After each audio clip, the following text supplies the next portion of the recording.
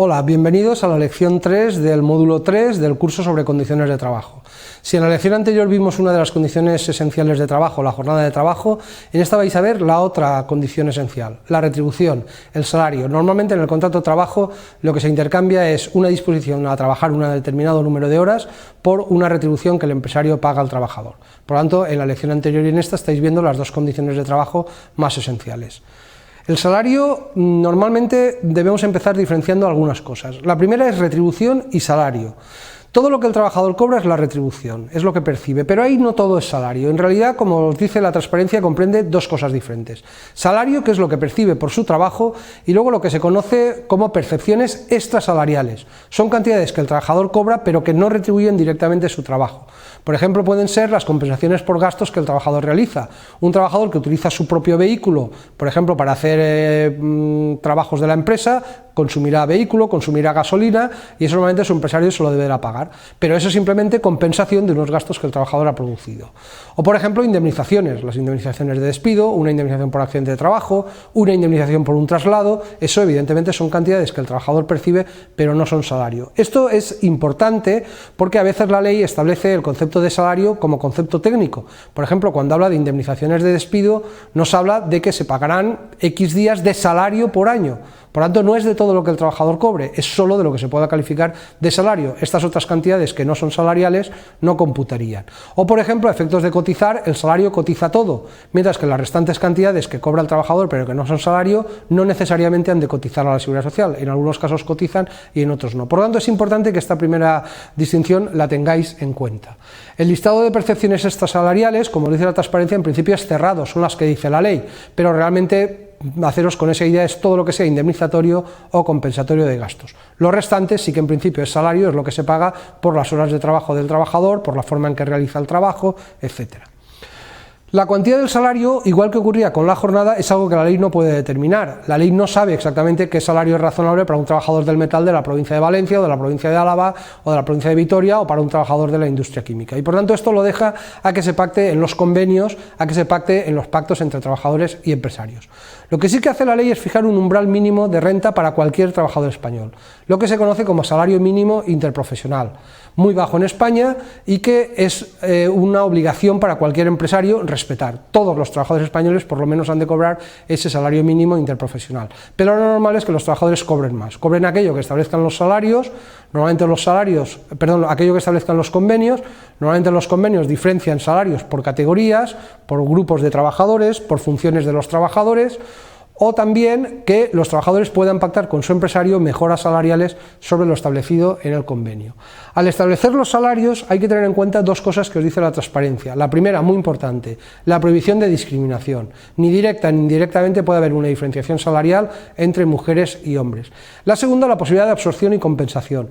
¿Qué quiere decir eso? Quiere decir que mientras el trabajador cobre más de lo que la ley o el convenio establecen, en principio esas mejoras que está cobrando pueden compensar los incrementos de salario que se produzcan por el convenio o por la ley. Por ejemplo, si mi convenio dice que yo debo cobrar 800 euros, pero yo estoy cobrando 1000 y a continuación el convenio mejora para todos y dice que han de cobrar los trabajadores 850 euros, como yo ya voy por encima del convenio, el empresario no estaría obligado a subirme el salario. Puede hacerlo, lo podemos pactar, pero no estaría obligado. Eso es lo que se conoce como compensación y absorción salarial.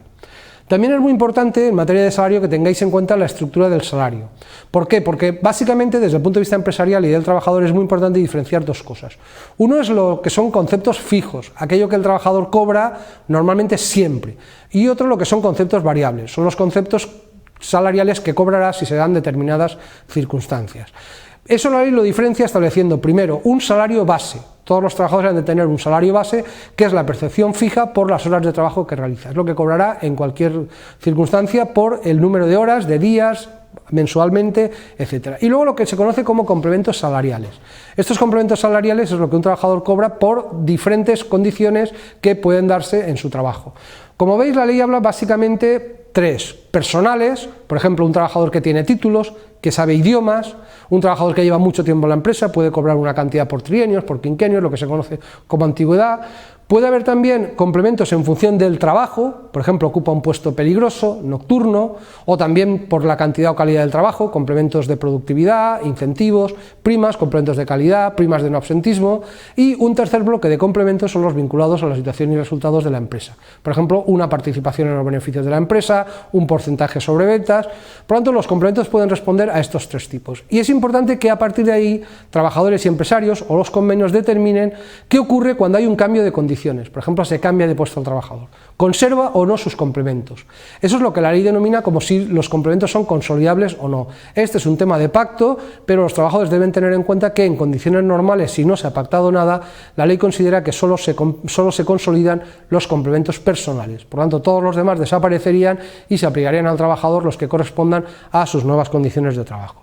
Y finalmente, en estas transparencias de introducción al tema, os queremos explicar que la ley establece también algunas reglas sobre cuándo hay que pagar, la forma en que hay que pagar. Por ejemplo, establece la existencia de un recibo oficial de salarios que deje claro qué cantidades cobra el trabajador, qué cantidades se le descuentan, qué es lo que se cotiza a la seguridad social, y como el salario es muy importante también, establece unas normas de lo que se conocen como garantías del salario. Por ejemplo, la imposibilidad de embargarle al trabajador para pagar sus deudas aquello que equivalga al salario mínimo interprofesional, algunas preferencias cuando la empresa entra en concurso para que cobre antes que otros acreedores, o sobre todo la existencia de un fondo público que se financia con cotizaciones de los empresarios, lo que se conoce como Fondo de Garantía Salarial, FOGASA, que garantiza que en casos de cierre de empresa, en la que la empresa sea insolvente o entre en concurso de acreedores, parte de lo que se deba a los trabajadores les quedará garantizado por este fondo. Como veis ahí, garantizará hasta 4 mensualidades de salario y hasta 1 año de indemnización de despido. Por lo tanto, de alguna manera la ley quiere cerrar la protección del salario con estas reglas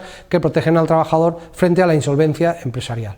Bueno, hasta aquí tenéis la introducción a este tema. Aprovechar ahora los materiales para completar todo lo que os hemos dicho y nos vemos en el próximo tema.